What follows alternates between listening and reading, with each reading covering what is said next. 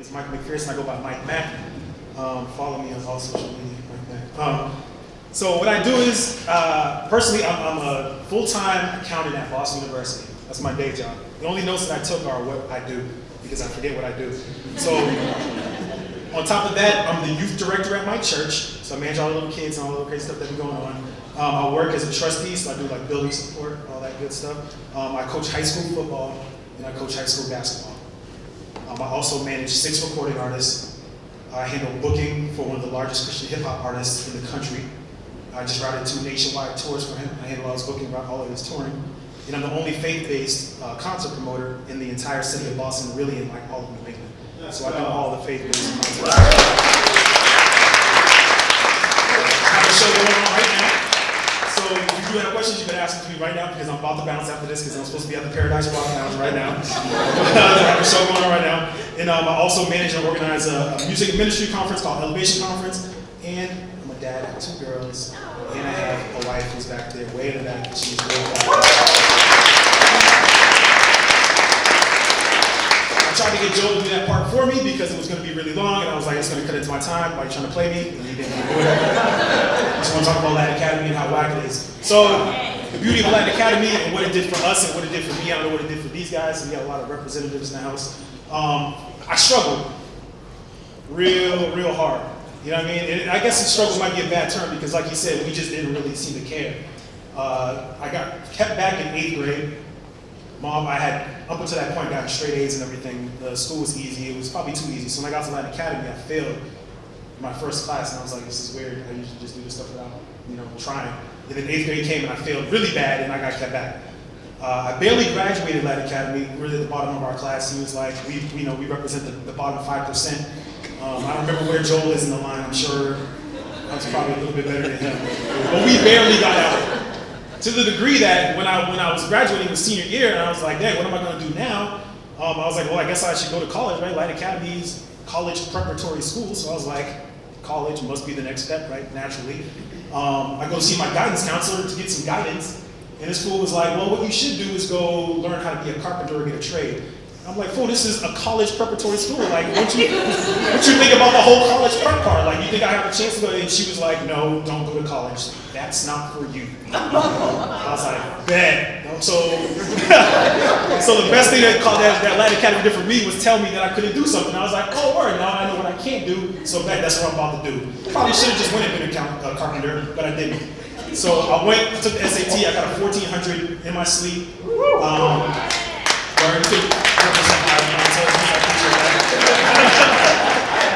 I went and killed that, and then because of the organization I was in, I got to get a scholarship at the school called Johnson & Wales. So if you guys heard Johnson & Wales, where Chef Emerald went, chefing everything up. So he went to Rhode Island. But there was a school in Miami, Rhode Island, and Denver. So they went to me. They said, all right, Mike, we'll give you the scholarship. What school do you want to go to? Which one? They were like, Rhode Island or Miami? Are you serious right now? Like, Miami, who's going to Rhode Island? All my other friends went to Rhode Island, so I was the only one that went to Miami, which is interesting. So I'm in Miami, I don't know anybody, I've never been there before. This was my first time like stepping out. I'm a mama's boy, I'd never been nowhere, I didn't have a father in my life, so I was just a little scrubby kid and didn't know what was going on. And I had no motivation and no drive. All I knew is that somebody told me I couldn't do something, and I was like, well, I'm fit to do it, because you said I can't do it. That's all I know right now. So I went down there, I ended up in Miami.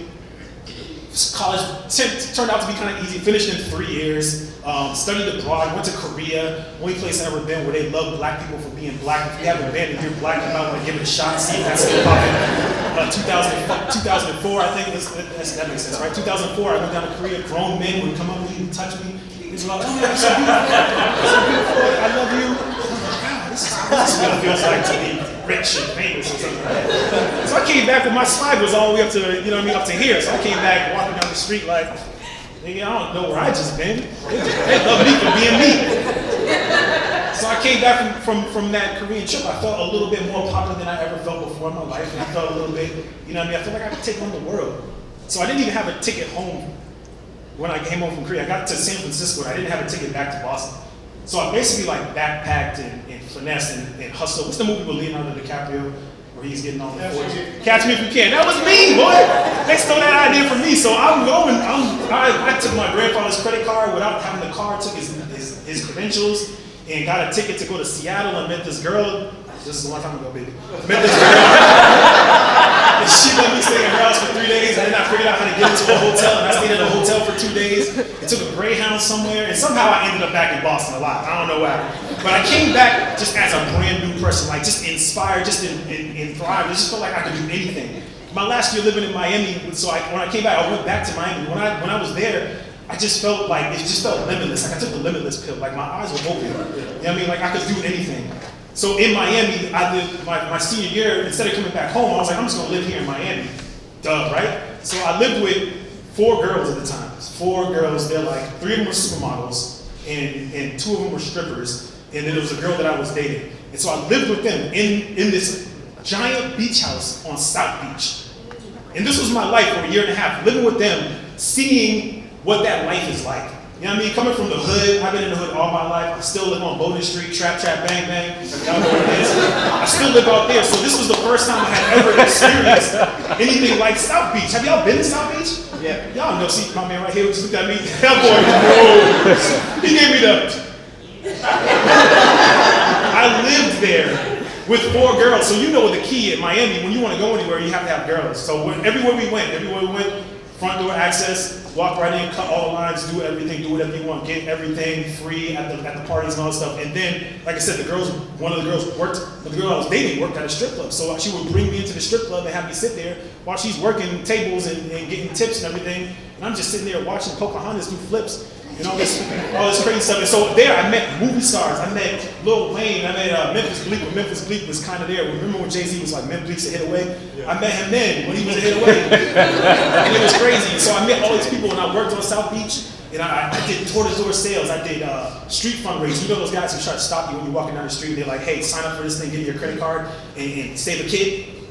I was that guy. I did that for a year, and I was actually good. I got revenue. I killed it. So that kind of sharpened my sales ability. But the biggest thing that I got was living with these girls, seeing all the celebrities and the movie stars. You start to realize that like that stuff is all a mirage.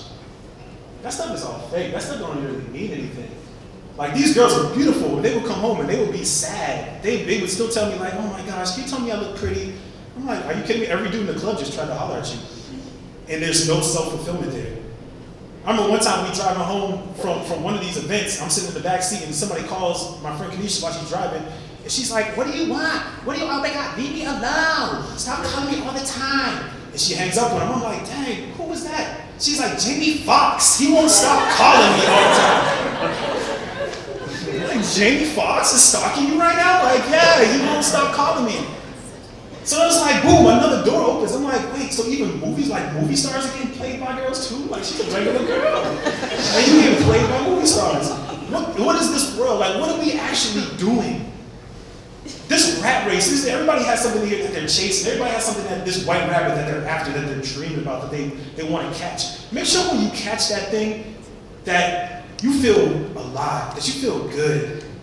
You don't want to catch it and realize, dang, this didn't even actually do anything for me. Like, I still don't feel good. I remember reading an article in 2014, Simon Cowell, right after X Factor, American Idol was killing. He said he was clinically depressed. He was probably one of the top 5 most influential people in all of music. And this dude is clinically depressed. How does that happen? Because he's trying to fight to get to the mountaintop, and when he got there, he looked off and realized there was nothing actually there. He was all alone. He got everything he ever wanted. And he got to the top and he realized this is doing nothing for me. I'm still miserable. Chasing this rabbit is not going to solve anything for you. I'll give you one more thing. King Solomon, who's in the Bible, written at that time to be the most powerful, the most wise person ever had. They said he had 500 wives, 700 concubines, smashing everything, moving, had all the money in the Jews he could ever want. And there's a whole book called Ecclesiastes. If you read it, it's really interesting because he says, vanity of vanity. I have everything, but it means nothing. He said, it's all vanity. Everything that I've ever wanted, I've gotten, and it does nothing for me. I'm still miserable. I'm still sad. It doesn't solve anything for me. Getting all these things is not going to make anything go away. Make sure what you're chasing is something that's going to leave a lasting legacy, a lasting imprint on the world. Impact the planet. We're impactors. We're world changers. Every single person in here is a world changer. You're a moonlighter for a reason. You You're not the dudes that your parents had to sneak you into Harvard. Those dudes, that's not you guys. That's not us. We didn't need nobody to sneak us into anything. We kick doors down. My man said he goes out there and he learned how to sell. He makes it happen. That's what we are. We're a room full of make it happeners. Every single person in this building has the ability to impact the entire world, one at a time. So let's all be that. Let's be Moonlighters, but more importantly, let's be world changers. Cool with that?